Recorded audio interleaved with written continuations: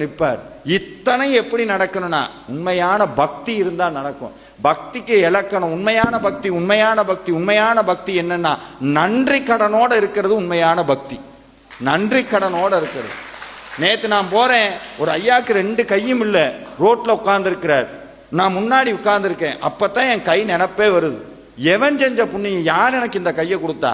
இந்த உள்ள உட்கார்ந்து இருக்கிறாரு, உள்ள உட்கார்ந்து இருக்கிறாரு. நம்ம சந்தனன்னு பேர்ல கொடுக்குற பஜ்ஜி மாவை ஏத்துக்கிட்டு, அப்பப்ப நம்ம சூடங்கிற பேர்ல பெட்ரோலை கொடுத்துறோம், அதையும் ஏத்துக்கிட்டு, நல்லெண்ணங்கிற பேர்ல சீமனையை கொடுக்குறோம், அதையும் ஏத்துக்கிட்டு, நம்ம நல்லா போத்தீஸு கணபதியில போய் நல்லா பட்டு வெட்டி கட்டிக்கிட்டு, சாமிக்கு மட்டும் ஜிகு ஜிகு ஜிகுன்னு ஒரு பாவாடை ஒன்று இருக்கும், அதை கொண்டு போய் கொடுத்து விட்டு, அது இல்லாமல் 2 ரூபாய்க்கு சீட்டை வாங்கி உள்ள கொடுத்து விட்டு 10,000 பேரையும் சொல்லி, சாமிக்கு பாலுங்கிற பேர்ல என்னன்னே தெரியாம பிரதோஷத்துல லிட்டரா ஊத்தி நந்தி காதை பிடிச்சி தொங்கி, இத்தனையும்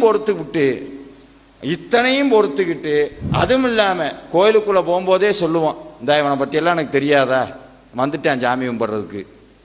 மனசு